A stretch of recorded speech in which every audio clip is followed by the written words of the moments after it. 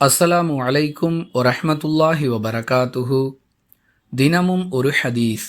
முஸ்லிமான ஆண்கள், பெண்கள், சிறியவர்கள், பெரியவர்கள், அடிமைகள், சுதந்திரமானவர்கள் என ஒவ்வொருவருக்கும் ஒரு சா என்ற அளவின் அடிப்படையில் பேரிச்சம்பழம் அல்லது தீட்டப்படாத கோதுமையை நோன்பு பெருநாள் தர்மமாக ஏழைகளுக்கு வழங்க வேண்டுமென அல்லாஹுவின் தூதர் ஸல்லல்லாஹு அலைஹி வஸல்லம் அவர்கள் நிர்ணயம் செய்தார்கள்.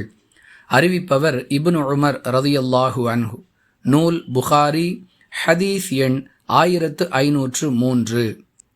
பாலாடை கட்டி, உலர்ந்த திராட்சை அல்லது ஏதாவது ஒரு உணவுப் பொருளை தர்மமாக வழங்குவதற்கு அபூ சயீத் அல் குத்ரி ரலியல்லாஹு அன்ஹு அவர்களுடைய அறிவிப்பாக புகாரியில் இடம்பெறக்கூடிய 1506வது ஹதீஸ் ஆதாரமாக அமைகிறது. அன்பிற்குரிய அல்லாஹுவின் நல்லடியார்களே, ஒரு சா என்று குறிப்பிடப்படும் அளவிற்கு நடைமுறையில் நாம் கணக்கீடு செய்யக்கூடிய அளவை சொல்லுவதாக இருந்தால் சற்றேறக்குறைய 2.5 கிலோ 400 கிராம். எனவேதான் குறைந்துவிடக்கூடாது என்ற கருத்தின் அடிப்படையில் குறைந்தபட்சம் ஒரு நபருக்கு 2.5 கிலோ என்பதையே நோன்பு பெருநாள் தர்மத்திற்குரிய அளவாக நாம் மக்களிடம் பிரச்சாரம் செய்து வருகிறோம்.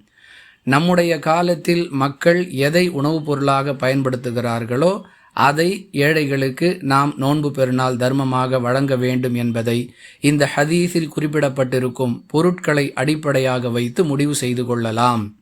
ஒவ்வொருவர் மீதும் நோன்பு பெருநாள் தர்மம் கடமை என்பதை உணர்ந்து குடும்ப உறுப்பினர்களின் எண்ணிக்கையை கணக்கிட்டு அதற்கு ஏற்றார் போன்று நாம் இந்த நோன்பு பெருநாள் தர்மம் என்ற கடமையை நிறைவேற்ற வேண்டும்.